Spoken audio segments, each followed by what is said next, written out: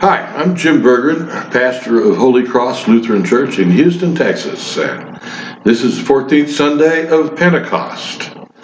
Out of Mark 7, we find the question, did you wash your hands?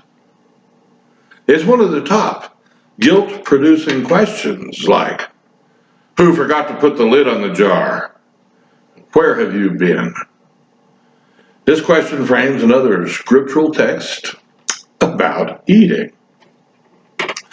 Dr. Gillian Freely Harnick, professor of anthropology at the University of Michigan, Ann Arbor, has written extensively on food and sharing it in the Christian and Jewish traditions. She has observed several things. One, the power of the Lord shows it to control food. Feeding is blessing. Bad food, like Herod's, for instance, is judgment or punishment. 2, accept the Lord's food, you accept his power and authority. 3, people will limit the Lord by questioning his ability to feed them. 4, eating joins people with the Lord or separates them. And 5, who you share food with speaks of your relationship to the Lord. The food and the sharing of it is always the main course. It is only of secondary consideration what you use to eat. How nutritious is a spoon anyway, as opposed to chopsticks or fingers? And what about all of that pre-meal hand-washing protocol? It's important. Richard Feynman, he won the Nobel Prize in Physics in 1965. He was featured in a BBC program called Horizons. He was a brilliant scientist, a funny guy, part of nuclear research in its early stages, and a sophisticated practical joker. One of his students noticed that his mother found him approachable and enjoyed that television series, while not being really interested in science at all. And for years, he'd been trying to tell his mother all about physics. She simply wasn't interested. He asked Dr. Feynman to drop her a note. And Feynman wrote to her, "Dear Mrs. Chown, ignore your son's attempts to teach you physics. Physics isn't the most important thing. Love is. Best wishes." The Pharisees and scribes were admirable people who devoted their lives to knowing good and evil and judging themselves and others by standards that they had developed. They developed what is called the Great Tradition, or in our text it's identified as the tradition of the elders. It worked best for elite groups of people in the cities. But the standard was kind of expected to be observed even out in the country by rural peasants and fishermen and travelers who actually didn't have much access to easy water, and their work often kept them in contact with dead animals. Those outgroups of people developed a little tradition, which honored the practice of eating with the Lord and his people, but adapted itself to the harsher realities of peasant life. In late summer, in the 60s, you could find me at 7 in the morning on a tractor pulling a plow, mulching 160 acres, turning over 1,000 tons of dirt. I never wore a tuxedo with a clean hanky on that old Minneapolis Moline tractor.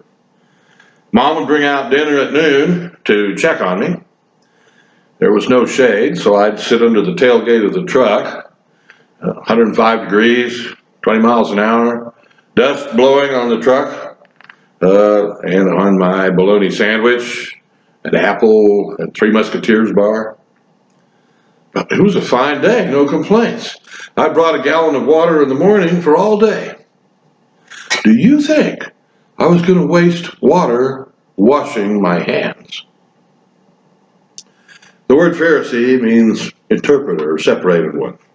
He lived and acted apart from ordinary people to concentrate on the keeping of religious traditions and regulations.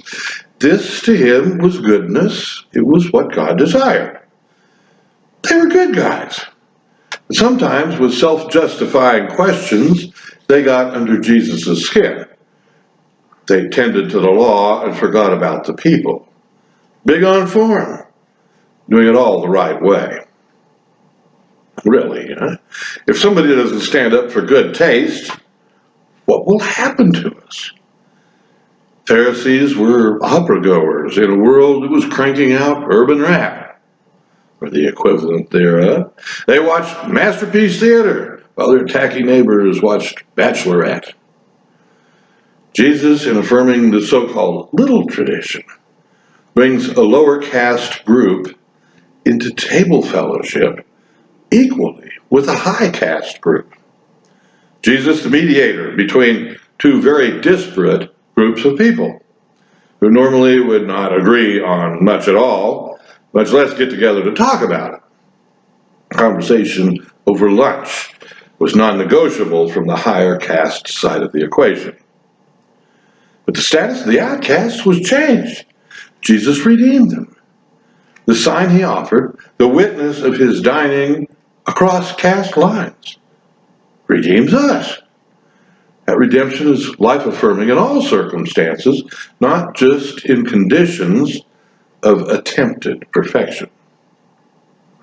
Redemption means becoming grateful even for sorrow. It is finding the silver lining in that desperately challenging growth experience. It's that place where we can see the benefit of our struggle and the bonus of our exhausted tears. Pharisees thought lower class struggles and issues disqualified people from the legitimate fellowship with the Lord. Finding evil in many places and practices, they missed the point. Henry David Thoreau said, "For every 1,000 hacking at the leaves of evil, there is one striking at the root." That would be a trivialization of sin. If sin is seen as not doing good things, then you cure it by enforcing doing good things. If sin is just doing bad things, then quit it. Jesus' detractors are mostly concerned about what to eat, how to eat it, with compliance, guaranteeing salvation for dessert.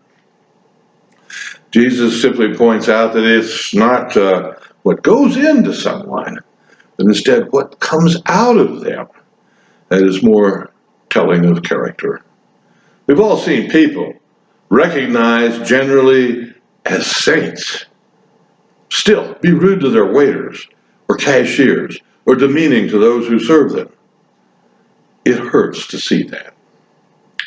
For the Pharisees picking at Jesus, hand washing has become a bullet point. The real point is that hand washing is great for hygiene and health, but it does not mark a successful transaction guaranteeing God's approval.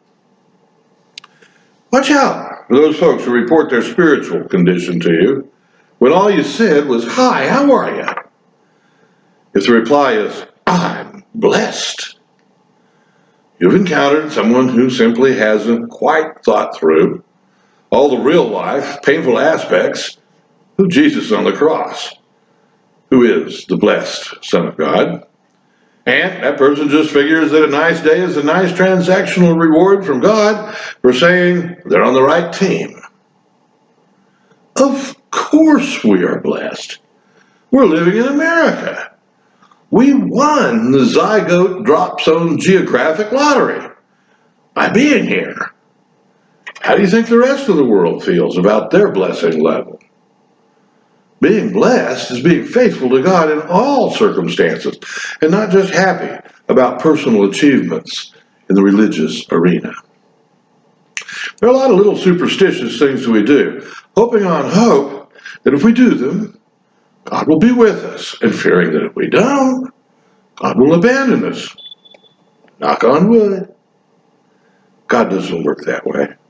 He came to redeem the unclean and the stained.